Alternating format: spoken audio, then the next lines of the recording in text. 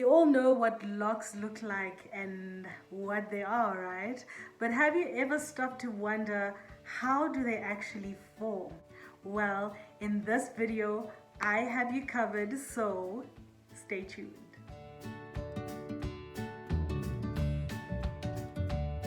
Hey, what's up, you guys? Welcome back to The Real ZedBee. I'm Zinhle, and on this channel I talk about my lock journey as well as give you tips and tricks on how to style and maintain your locks from the comfort of your own home. So today we are going to be doing another lock facts kind of video. I'm not just doing this video just to spew lock facts at you. There's actually a method to my madness. So I'm doing this video because I think it's actually beneficial if you actually knew, I'm not going to say the science, but the but how exactly your locks actually form and what makes them form the way that they do, so that you can better be able to take care of them and feed them things that will enable them to flourish. Okay, so yeah, that is what we'll be covering today. It's just a small little lesson on how locks form. So let's get into it, shall we? Alright, so the first step to any lock journey is starting. Now in this video right here, I go through all the different methods that I know of that you can use to start your locks. So now that we started, what happens afterwards? So starter locks, whether they're coils, braid twists, or two-strand twists, obviously with the exception of interlocks and crocheted locks, your starter locks are still basically your hair. Right? They still follow the natural curl pattern of your hair. They're still very loose. So what happens after you have starter locks for a while is that you will find that your hair starts to intertwine. When you have loose natural hair, you will be well aware of the fact that you may experience some hair shedding, which is perfectly normal. Your hair will shed.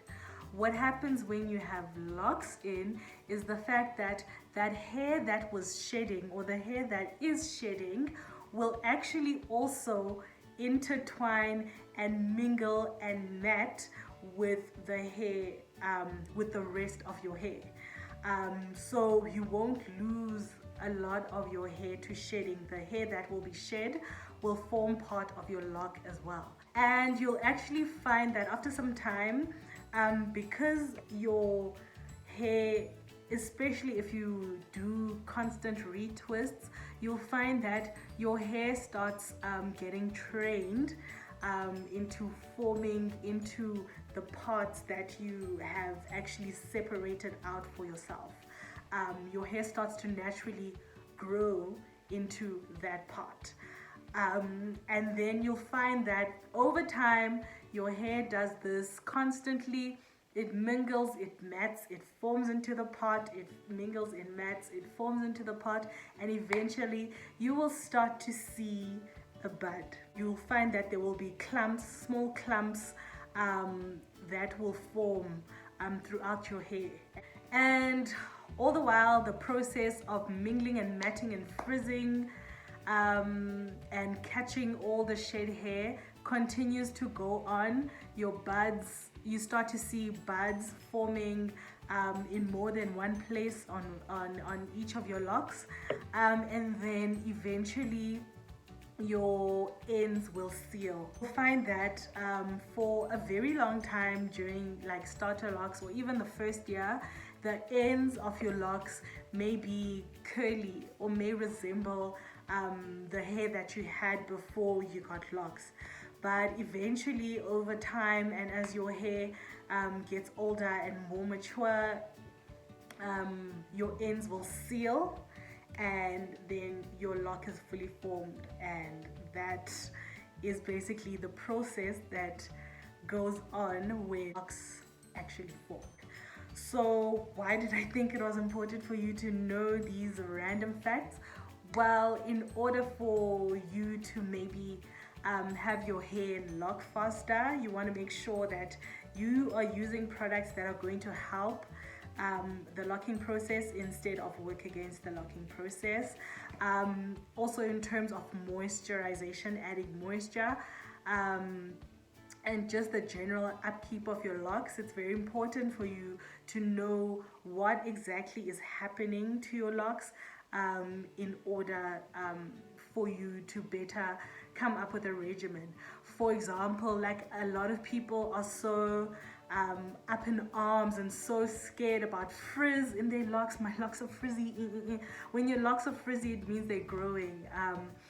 Frizz, you need frizz in order for your locks to grow. It means your locks are actually growing.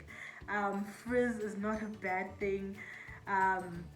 Yeah, but I do get that there's people who like their locks to be neater and more like uniform and all of that stuff. But you know, like if you see your hair's getting a little bit frizzy, it happens, you know. So it's just that you should know that each of these things is part of the process. If you wake up one day with one bud, don't despair. It doesn't mean that your hair is not working out or your hair is doing weird things. It's actually part of the process.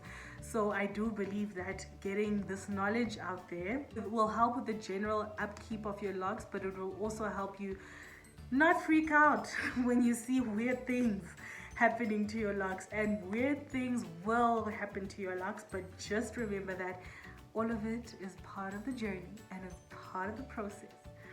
This may be a short video, but you should know that the locking process takes some time and it's quite a process. But if you would like to see a video on how you can speed up the process, watch this video right here, and I will see you Wednesday for another video. Thank you so much for watching, guys. Bye.